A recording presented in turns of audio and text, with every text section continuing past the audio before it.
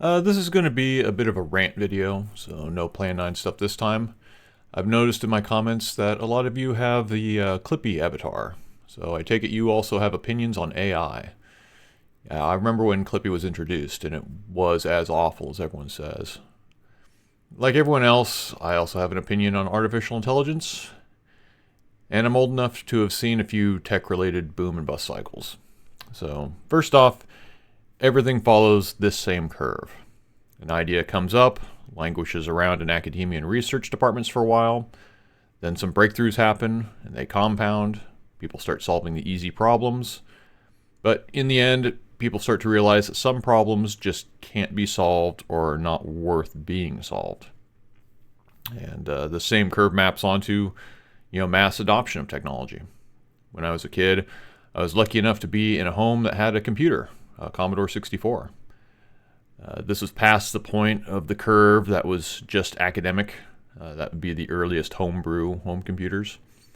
But computers followed this curve, and by the time I was in college, it became expected that everyone would get a computer and learn how to use it. The personal computer started off as a niche thing for nerds, went through a growth phase where smart people worked hard to make them better, and more people started buying them. And finally, it plateaued.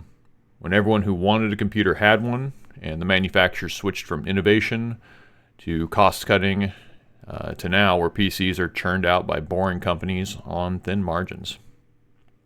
And smartphones followed the same curve. The takeoff for it was, merging the cell phone with devices like the Palm Pilot. Then touchscreens got good enough to replace keyboards, low-power CPUs and batteries got better, and they went from expensive tools of the rich to something that everyone in the world has access to. This current phase of AI around neural nets running on vector processors is going to run the same curve. A lot of the easily solved problems have already been rolled out years ago. Simple object identification can run locally and is on a lot of things. The speech to text is getting better, at least better than a lot of the older systems. But the people hyping AI think we are far earlier in the curve than we probably are, or they think the curve doesn't apply this time. And that's not the first time people have thought the curve doesn't apply to them.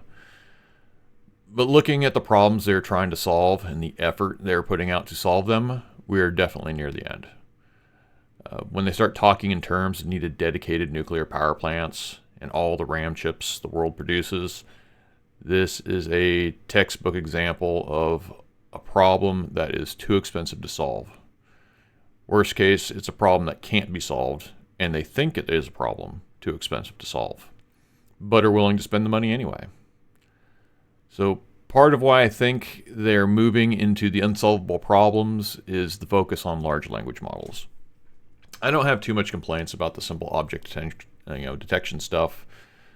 The people working on that are talking in terms of running AI off doorbell power supplies or power over Ethernet. Some of the ARM chips I've been working on come with built-in neural processing units for these tasks, and they run off a couple watts. But the chatbot LLM people are talking in terms of gigawatts, and what is the output? Words. So first, let's get down to some basics. Stuff like truth and knowledge. I'm going to set Gettier cases aside and just go with the old standard of justified true belief. The doorbell camera has a belief about a dog on my porch. What's the justification? The training data that contains many examples of dogs, and this dog mathematically matches those dogs. Setting aside other metaphysical arguments, I take correspondence to reality to be truth. I open my door and I see the dog. So the doorbell camera can be said to have knowledge. The world has a state of affairs. The doorbell camera agrees with them. Can the doorbell camera be wrong? Sure. But as long as it's as accurate as the average human, it has value. But the LLM produces words. The LLM believes the words it produces to be meaningful. The justification is all the words in its training data. Are the words true? Does the LLM care that the words it produces correspond to reality, or just correspond to the grammar and syntax in the training data? And when we say the LLM is wrong and it hallucinated, well, by the other definition, the LLM was correct, because the hallucination was a properly formatted group of words.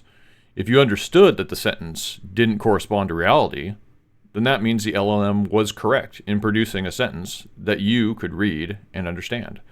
The hallucinations aren't gibberish. You can go back to like the old Markov chain based like IRC chatbots, and the things they often say are meaningless, just actual gibberish. But saying something like, New York City is the capital of the United States, well, that has meaning. It just doesn't have truth. The other problem with all this is the people promoting this are largely CEOs and upper management types. They live in a world where labor and production is basically just words. They say words in the form of orders, get back words, relaying the results of those orders. If your job is largely reading and sending emails, then an AI that can summarize long emails or bulk up short ones looks like it's doing useful work. These chatbots also come off as huge sycophants, which I'm sure also appeals to power tripping management types. So for me, I can't wait for this bubble to pop. It was bad enough when it was sucking all the air out of the room in terms of investment into new ideas, but now it's sucking up all the hardware from the consumer market. And really all it's producing is just words that have meaning, but not necessarily truth.